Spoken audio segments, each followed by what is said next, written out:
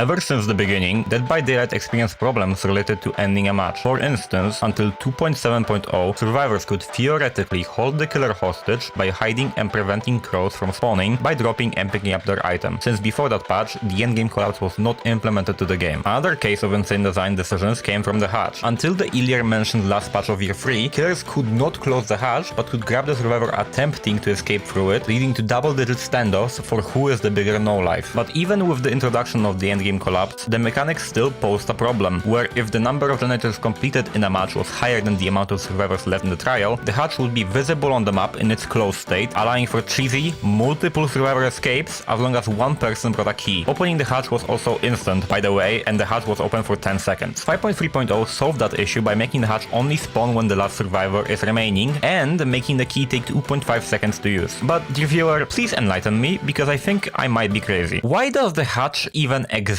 Like, think about it. The killer successfully kills the other 3 survivors. The game has to reasonably figure out how to exactly end the match and what to do with the last survivor. It cannot just kill them, since that removes their agency, but it also cannot exactly let them go, because now the killer has no agency and has no say in what happens in the trial. So the game decides to throw a dice, randomly deciding what the outcome will be. For some reason, a survivor's fate is purely decided by RNG. This then causes the most annoying and uninteresting scenario in all of the game, the 2v1. In this video, I will explain why the hatch is a fundamentally flawed design and why I'm exactly complaining about it, even though in most cases of it coming into play, the game is a victory for the killer, why the overall state of the endgame is unhealthy, and what I would suggest as a healthier alternative to it. I believe that if you clicked on this video, you probably know how the hatch works and what it does. If you are the last person standing, the hatch spawns in a random spot on the map, unless you have brought an offering to manipulate its spawn to either the shack or the main building. You can find it to escape the trial and gain 0 MMR, essentially resulting in a personal draw for you. The hatch can be closed by the killer, triggering the endgame collapse and powering the exit gates. It can be reopened using a doll key or a skeleton key. The first problem I have with this mechanic is the RNG aspect. Unless you specifically bring an offering, you do not have a guarantee where the hatch will spawn. There is no consistency. And also with the shack offerings, you don't know if on a certain map it will spawn inside or outside. It's not really consistent. I think Woodard Isle shacks have the hatch spawn inside, while every other realm has them spawn outside, but I think I even saw the hatch spawn on the inside of like Forsaken Boneyard, so that's not even consistent. I don't fucking know. While this might not be as much of a problem on small maps, getting put on Swamp or Shelter Woods is not going to be a great time for both the killer and the survivor. Unlike maps, which are also RNG, the hatch really does not deserve the time to put it in the exact same spot on every map, because at the point of its spawning, the game is actually over, and I don't think death time is reasonable for that kind of balancing. And that actually might even cause more problems with it. What will necessarily stop the mobility killers in the game from just sitting on the same spawn, body blocking the prompt to get it for free, and non-mobility killers will actually face the opposite problem of the survivor having time to pre-end the spawn while the other one drags Baba's ass across the map to give their teammate the out. And of course, as it happens currently, the killer can just slack to extend the game for way longer, as they do nowadays, to get the 4K. I do not think that you can make the hatch reasonably consistent and fair at the same time. This also doesn't even begin to describe how much the hatch has been influencing solo queue for the negative. As soon as you get to the 2v1, even if you're really close to completing the generators, most of your teammates will often not attempt to finish them, turning the match into a contest of who gets found first, who pretends to do the objectives to trick the anti-AFK system better, and who is simply the more selfish one. Because nothing really else matters for most people, as long as they get the sweet escape icon next to their name in the end screen against a 200-hour Demogorgon with End Fury. Same goes for the killer side. Unless you're doing an adept, slugging for the 4K has to be one of the most unnecessary things you can do in the macro play of DBD. And I say that as a proud representative of the Super Mario Sluggers. Have you seen how I played Dredge on my stream?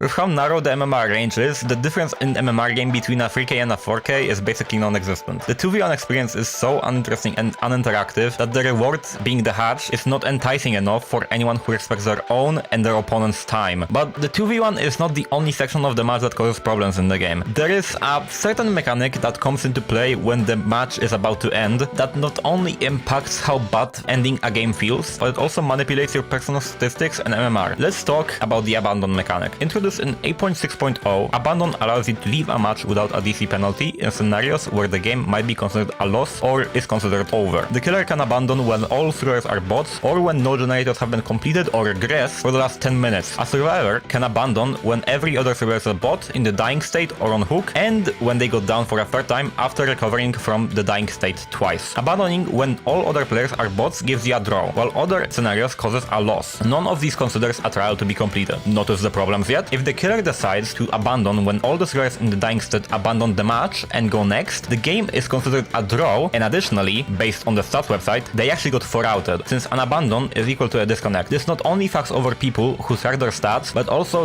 does not make aesthetic sense for any video game ever. And before you comment that, one of my good friends Finn actually let me know that the stats website only takes the information from the scoreboard and behavior does not actually consider those like escapes. They have like a different coding for the API of the stats website, consider what their Excel sheets say to them. It's still stupid, because if you care about your statistics, which I do, you have to clean up every single fucking game, but you know, it actually doesn't manipulate the actual game stats, but still, it's really annoying. And you have very clear reasons to not want to clean up bots. They can 4%, they can wiggle off, chasing them is inconsistent and weird, the game is already over and you just want to get into another one. It's just pointless stalling. So how do we fix the issue with stats getting skewed and the fact that matches now end with 4 bots you have to clean up, ruining the identity and aesthetic of the game? Let's talk about Last Standing. Last Standing was a game mechanic put on the 6.3.0 PTB to test out without the intent of putting it on the live servers. Whenever 3 survivors are put in the dying state on a hook or are dead and the last survivor gets injured, they gain a status effect indicating that the moment they get down, the game will end. If the survivor goes down, them and the killer get teleported to a pre-selected place on the map to execute the memento mori, while everyone else dies on hook or gets sacrificed by the entity. The mechanic brought concern from the community either due to accessibility issues with the FOV change when the status effect triggers, accompanying anti-slugging changes that would break the balance of the game, denial of perk value for % escapes, the high tier slugging that was going on the PTB due to it being a new fresh mechanic, etc. While I think some of these concerns are valid, especially the first one, I think if we reconsidered and redesigned the system in 2026, we could overall create a better endgame experience for both killers and survivors. But before I explain my idea, we need to talk about a certain game that I already discussed on my channel that might as well solve our hatch problem. Fear the Reaper is an oncoming ASIM from presently friendly games with 1 killer and 7 survivors. I could explain the whole premise, but you can just watch my old video when it first got revealed. What I'd like to focus on though is the final showdown. After the main phase of the game has completed, or there's only 1 resident left, every player is teleported, grouped up with others and forced to face the Reaper in a final showdown, which mostly boils down to outlast the timer or reach the escape area. And while I do not think we should teleport survivors to the Coal Tower mid-map path and to send off against the Trapper when they do all gens, I think this would be a great replacement for the hatch. So let me show you what I drafted up. If at any point all survivors in the dying state on a hook or dead, the last down survivor is teleported with the killer to a preset Mori spot, and everyone else is killed by the entity. Survivors who run anti-slug perks should use them before that occurs, because basic level of coordination should make 4 on the flooring impossible. Hi, editing KMD here, I forgot to mention we should remove 4% from Dead by Daylight, by the way. Whenever only 2 survivors are left in the trial, they gain the ability to self-recover after 45 seconds. This is not affected by per se Unbreakable or Exponential, it would be a separate resolve bar. If the second to last survivor is sacrificed or killed before the endgame collapse begins, the killer and the last standing survivor are teleported to the shack, all of their perks are disabled, and at the top of the screen, the endgame collapse-esque timer appears. The base duration of it is 2 minutes, and every generator completed in the trial decreases the timer by 18 seconds, up to a maximum of 30 seconds at 5 gens completed. The survivor has to outlast the timer to survive. All of the resources that were on the map do not respawn, incentivizing managing resources close to the shack. Before you write down that the system does not work because high tiers slug and chase too well, or low tiers have minute plus chases, Behavior Interactive is not a company whose budget is $5 and their manpower is 3 people and a garage. We should expect more life balancing, especially now that we're not getting a mid-chapter until October, which likely means no major balance changes until that point. I believe that with the system, stealthing would be less incentivized, as you can always recover if the killer chooses to slug you, and you still want to complete to try the final generators to make the final 1v1 easier if you cannot get out through the gate. It also protects you from getting fucked over in the exit gate, so if you open the gates you can get out because the endgame collapse already started at that point. Some people will still do nothing and try to get out themselves, but at that point I don't expect them to last long enough in chase for that to matter. With the 1v1 mode announcement, Behavior has tools to implement that mechanic to the game. I personally don't think I have the best solution for endgame. I think Montreal game design might surprise me one day if they decide to approach it, but I think it's way better than a stupid RNG mechanic that makes everyone miserable. Thank you for watching. Please leave your insight in the comments, and if you enjoyed, press the buttons below that make me smile. Thank you for your ongoing support, and I'll see you in the next one. Goodbye, internet.